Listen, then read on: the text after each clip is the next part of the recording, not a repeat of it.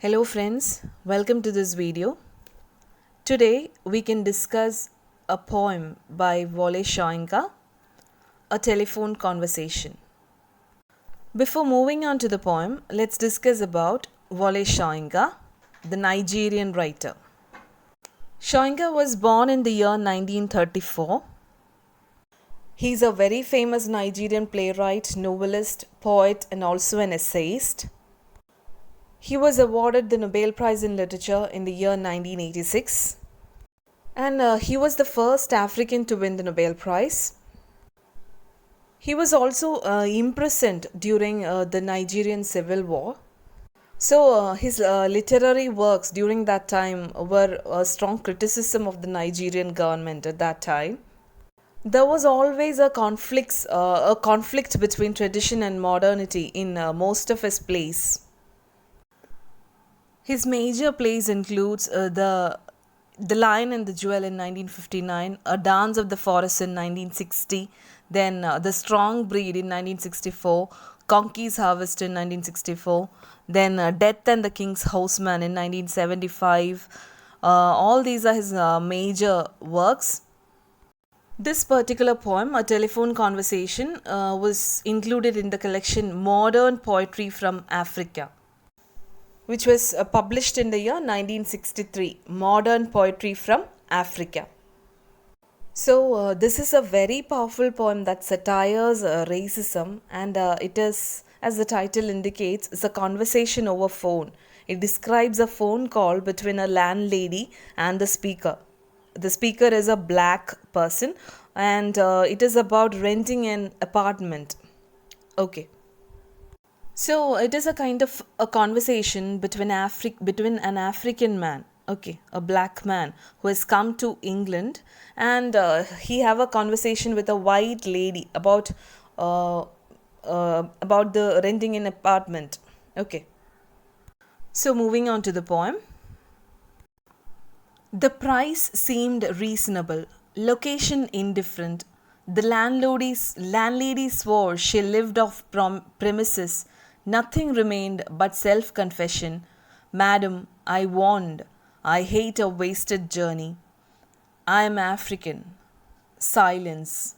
Silenced transmission of pressurized good breeding voice when it came, lipstick coated, long gold rolled, cigarette holder piped, caught Iris Fowley. So the price seemed reasonable, location indifferent. So here it's saying the price, it seemed like a good price, and the location was also fine. It is about renting an apartment. Okay, this is like a phone call. This poem is like a phone call it's a conversation between a landlady and a speaker. And the speaker is saying it seemed like a good price. The price seemed reasonable, and location was also okay. Location indifferent. Location is also fine. The landlady swore she lived off premises. That is, the landlady, she also promised that she didn't live in the building. Okay, she is also not there. She didn't live in the building, and nothing remained but self confession. So nothing else to say, everything is fine. The price is reasonable, location is fine. The landlady is also she lived no, didn't live there, off premises. Nothing remained, nothing else to say but self confession. So self confession, in the sense, it is like like the person has committed a crime and he is going to confess that. Okay, this person, it is just like this line is just like this person had committed certain crime and he is going to confess it. So nothing else, only self confession remains. Only I have to confess what is there. The only thing left was to confess something important about that person. Okay, this person have to confess something. Madam, I hate a wasted journey. I am African. So what was that self confession? What was the crime that he had committed?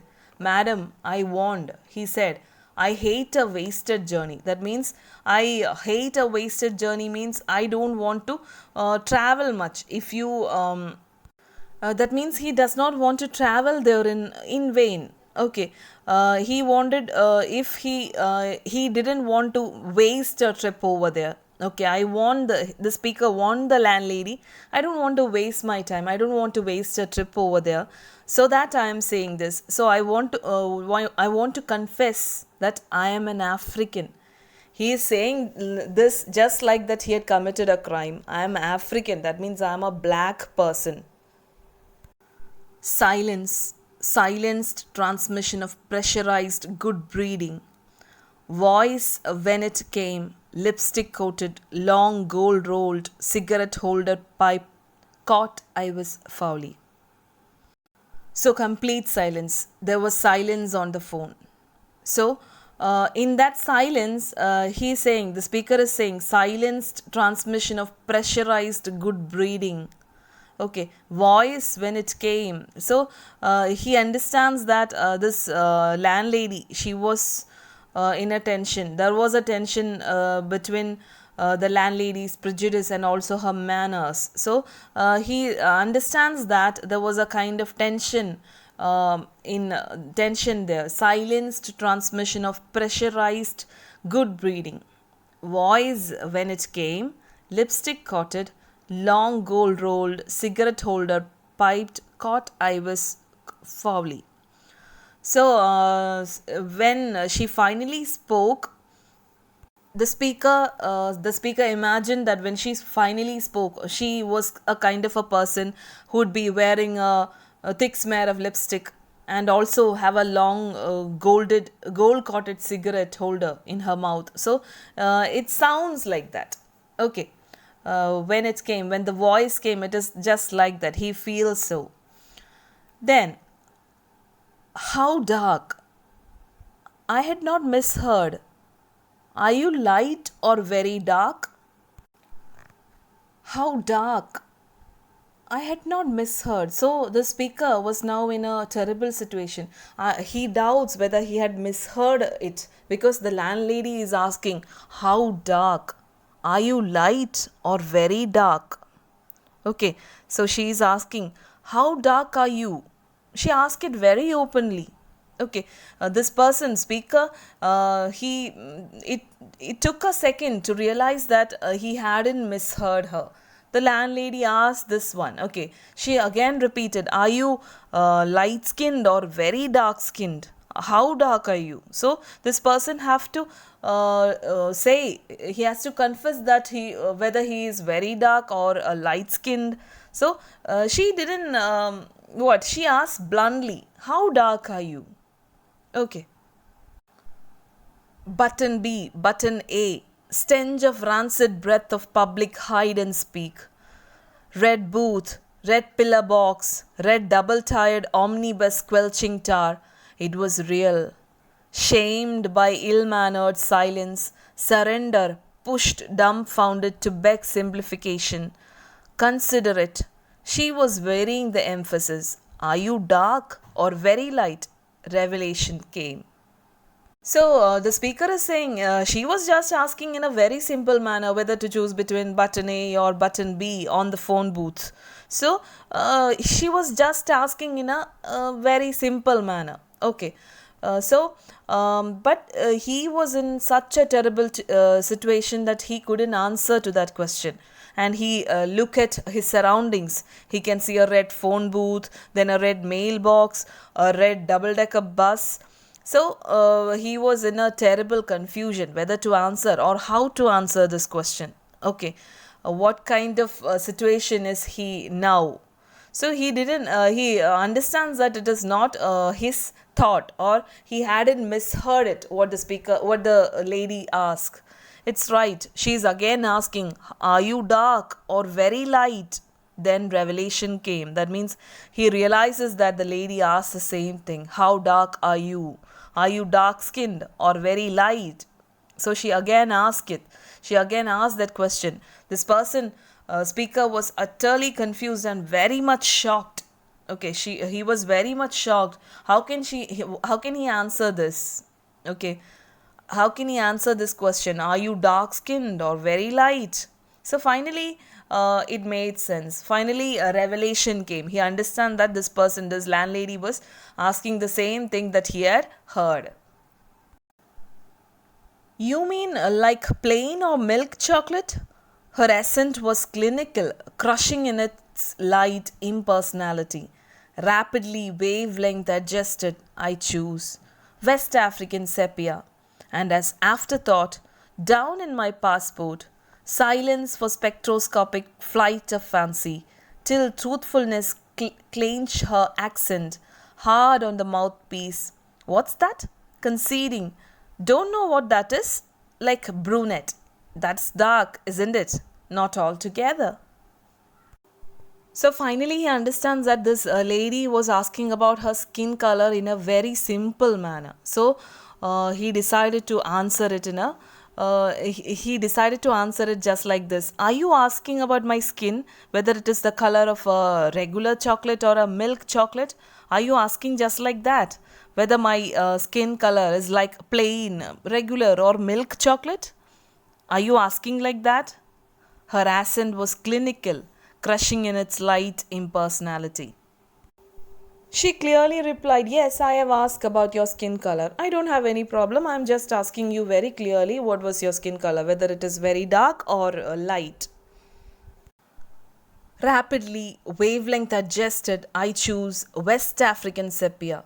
And as afterthought, down in my passport, silence for spectroscopic flight of fancy, till truthfulness changed her accent hard on the mouthpiece. So I adjusted my voice and I said West African sepia. So he's talking about his color. It is like West African sepia, that means a reddish brown color. And as afterthought, down in my passport, silence for spectroscopic flight of fancy. He's saying, It is there down in my passport. Can't you see that? Haven't you seen that? Down in my passport. So this landlady is now thinking, what is that? He is imagining his skin color. What kind of color is that? West African sepia. What kind of color is that? She is imagining his skin color. Okay, and so then she thought of it, and then she asked hard on the mouthpiece, "What is that?" Conceding, "Don't know what that is."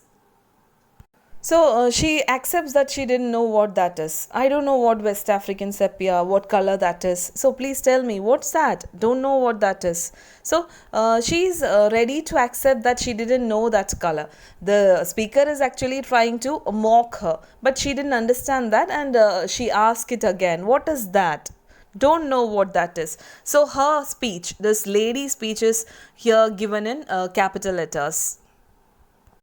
Then he replies, It's like brunette. That's dark, isn't it? Not altogether. So he replies that it is like brunette. Means very dark in color. So she is asking, That is dark, isn't it?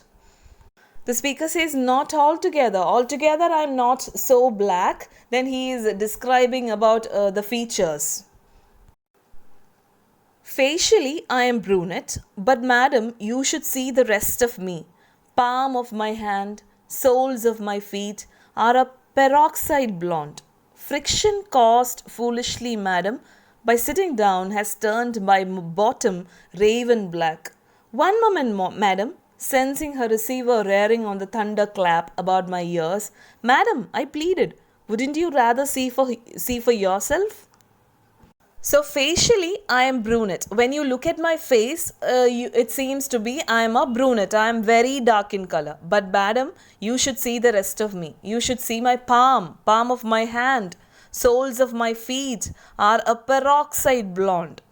So my palm of my hand, soles of my feet are a peroxide blonde means it is not so dark. It's not so dark. It is a kind of light color. Friction caused foolishly.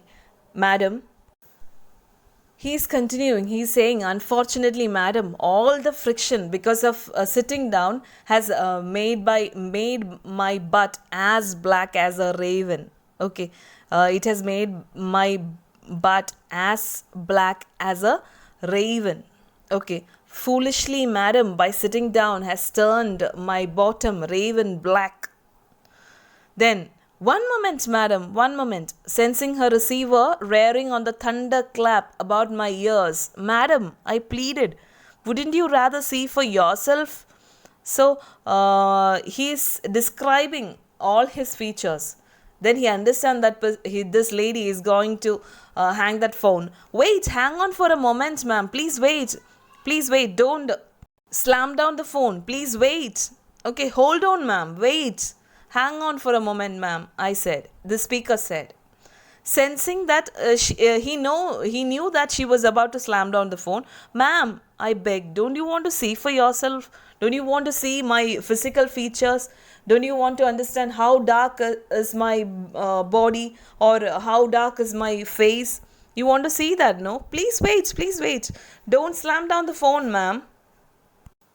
So thus ends the poem, and we understand that this is a very powerful poem that satirizes racism. The speaker here is a black man, and he makes fun of a white landlady.